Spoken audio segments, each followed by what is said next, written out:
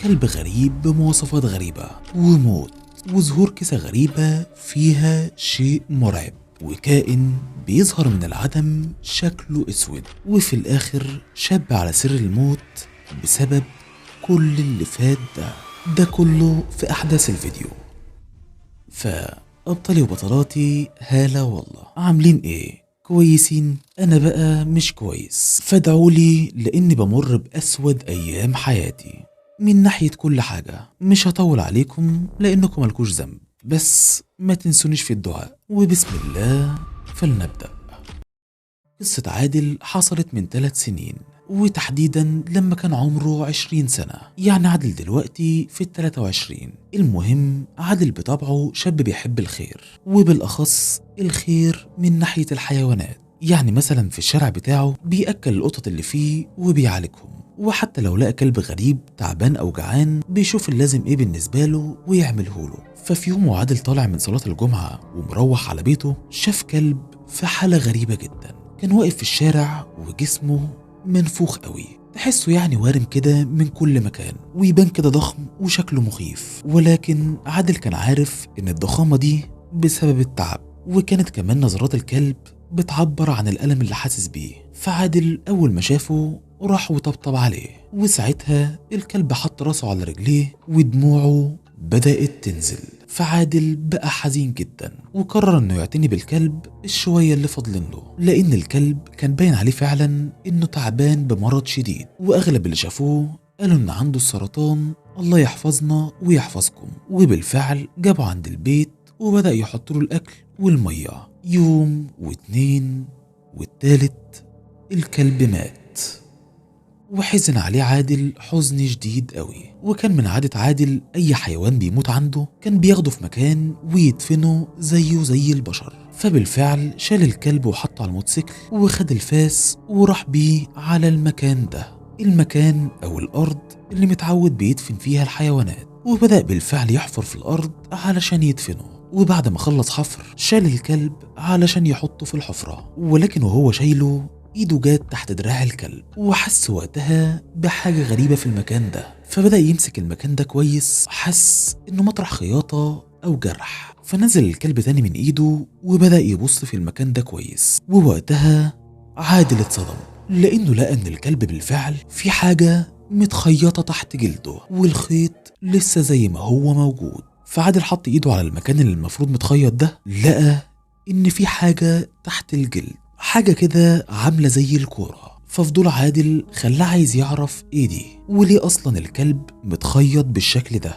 وفكر عادل انه يفك الخياطة اللي في الكلب ويبص، وبالفعل بدأ يعمل كده. فتح غرزة والتانية واتصدم من اللي حصل، لانه لقى فجأة كيسة سودة بتنط من مكان الجرح ده. كانت كيسة موجود فيها حاجة ملفوفة، وكانت في الآخر عاملة زي الكورة. فعادل سمى الله من الخوف، ولكنه بعدها مسك الكيسة دي علشان يشوف موجود فيها ايه وليه اصلا كانت متخيطة في جسم الكلب. وبالفعل فتحها، ووقتها بمجرد ما عمل كده حصلت حاجة خلته يقوم من جنب الكلب وهو مفزوع، لانه لقى الكلب الميت عوض تعويصة غريبة وفتح عينيه، وبعديها رجع مات. فبصله عادل وهو مصدوم، ازاي ده حصل وهو متأكد 100% ان الكلب ميت. وكمان الصدمة الاعظم انه لقى الكلب بمجرد ما الكيسة اتفتحت جسمه بدأ ينزل جامد،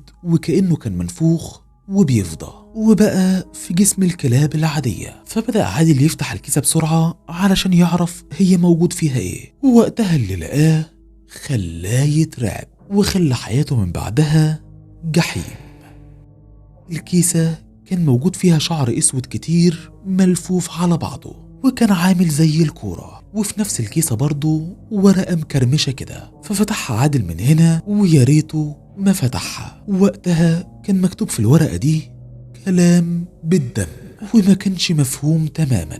ما كانش فيه غير كلمتين بس هما اللي مفهومين من كل الكلام ده: سرطان وموت. فعرف عادل انه سحر. فوهو قاعد مصدوم ومش عارف ازاي ممكن حد يعمل في كلب كده، فجأة حد جه ومسكه من رقبته جامد. عادل كان مرعوب وبيحاول يتحرك ولكنه أبدا مش عارف. اللي ماسكه فيه قوة مش طبيعية، وفجأة لقى ايد بتتمد جنبه وبتاخد كورة الشعر. الايد كانت ضخمة وسودة بشكل مرعب. مسكت الكورة اللي من الشعر ومرة واحدة فتحت بق عادل وبدأت تحطها في قلبه. عادل حاول يصرخ ولكنه مش عارف، الشعر مالي بقه. فحاول بكل قوته تاني لحد ما طلع الشعر وفضل يصرخ ولكن محدش سمعه، لأن عادل أصلا بيروح يدفن الحيوانات في حتة بعيدة عن العمار علشان يعني الناس ما يتخانقوش معاه، يعني المكان اللي فيه غير مأهول بالسكان. ففجأة لأنه كان بيعافر جامد، الشيء أو الكائن اللي كان ماسكه ده ضربه بحاجة على دماغه خلاه يفقد الوعي. وهو بيغمى عليه حس بالكائن ده وهو ماسك الشعر وبيحطه في بقه لحد ما عادل بلع كورة الشعر. ويعدي الوقت وعادل بيفوق ويتفاجئ بنفسه موجود في البيت واهله واصحابه حواليه. ولما سألهم في ايه وانا جيت هنا ازاي، امه قالت له ان الساعة جت 10 بالليل وهو ما روحش. فنزلت جري هي واخواته يدوروا عليه ويسألوا اصحابه، ولكن كل ما يسألوا حد يقول ما شفتوش، الا واحد صاحبه قال انه شافك وانت شايل كلب ميت على الموتوسيكل وماشي بيه. فهنا عرفت انك رحت الارض اللي بتدفن فيها، فاتحركنا على هناك ولقيناك مغمى عليك. ايه يا ابني اللي حصل لك هناك؟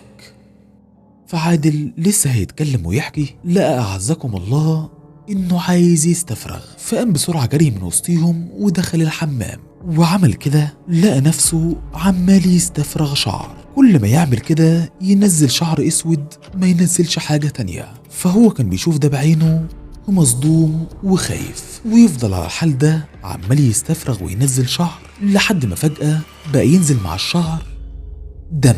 فهنا من الخوف عادل أغمى عليه للمرة التانية، ووقتها من صوت هبدته على الأرض أمه وأصحابه خدوا بالهم وراحوا جري عليه، ووقتها خدوه وودوه على المستشفى. وهناك وعادل بيفوق من الإغماء سمع الدكتور بيقول لوالدته ربنا يعينك ويقويه، ابنك عنده سرطان معدة في مرحلة متأخرة. أمي سمعت الكلام ده ما كانتش مصدقة ووقعت على الأرض وانهارت من العياط. فعرف وقتها هو كمان إنه اتصاب بلعنة السحر اللي كانت معمولة للكلب. فلما أمه حست إن هو فاق مسحت دموعها بسرعة وبدأت تتكلم معاه عادي، وكانت بتقول له إيه يا عم كل شوية تخضنا عليك كده؟ فعادل قال لها أنا سمعت الدكتور يا ماما، هو أنا خلاص هموت كده؟ فأمه وقتها انهارت من العياط تاني وفضلت تحضنه، وكانت بتقول له لأ مش هتموت. فوقتها عادل بدأ يحكي لها على اللي حصل له في الأرض والكيسة اللي لقاها في الكلب والشعر اللي الكائن بلعهوله. فالأم اتصدمت، ولكنها في نفس الوقت جالها أمل جديد إن الموضوع ممكن يكون له حل ولكن عند شيوخ. وبالفعل بدأت بسرعة تسأل صاحبتها وقرايبها على شيخ كويس بيعالج الحالات دي، وبالفعل حد رشح لها حد ولكن في الإسماعيلية. فسابته في المستشفى وراحت جري علشان تجيبه. ووقتها وعادل قاعد بياخد الأنفاس بالعافية كان في راجل عجوز عنده حوالي 80 سنة موجود معاه في نفس الغرفة، كان على أجهزة وباين عليه حالته خطيرة جدا. الراجل ده فجأة وعادل على السرير بدأ يشاور له وهو على جهاز التنفس، فعادل شاور له على نفسه بمعنى تقصدني أنا؟ الراجل عمل له كده يعني أيوة. فعادل قام واتسند وهو مش قادر وراح له. الراجل وقتها شاور على كوباية فيها مية فجابها له وحاول يسنده علشان يشرب، ولكن الراجل عمل حاجة غريبة قوي. الراجل قربها من بقه وبدأ يقول قرآن، وكان مش قادر ياخد نفسه وهو بيعمل كده لأنه اضطر إن يشيل جهاز التنفس. فضل يقرأ قرآن يدوب بصوت قادر أسمعه، وبعدها شاور لي وقال لي اشرب. فاستغربت وبعدت وما كنتش هعمل كده، ولكن مش عارف ليه ربنا هداني ورجعت تاني خدت من ايديك كوباية ولقيت نفسي برفعها وبشرب المية، وانا شربتها من هنا وفجأة لقيت نفسي أعزكم الله بستفرغ. يا دوبك قمت من جنب الراجل ولقيت كرة الشعر اللي شفتها في الأرض طالعة من بقي زي ما هي كاملة. وسمعت وقتها الراجل بيقول بصوت مبحوح جامد الحمد لله، وشاور لي عليها وقال لي ان اروح الحمام وارميها واشد عليها السيفون. وبالفعل رحت ورميتها وعملت كده. ووقتها كنت حاسس احساس غريب، كنت حاسس ان الحمد لله رجعت احسن من الاول، وطلعت من الحمام مبسوط، وكنت رايح للراجل علشان اشكره. ولكن وقتها لقيت حوالين الراجل دكتور وممرضات كتير، وكانوا بيحاولوا يعملوا له انعاش بالكهرباء، ولكن الراجل توفاه الله. فحزنت عليه حزن جامد جدا، وقلت سبحانك يا رب، وكأن ربنا عز وجل كان سايب الراجل ال5 دقايق دول علشان بس يكون السبب في شفائي. وبالفعل لما عاد عادل التحاليل والإشعاعات لقى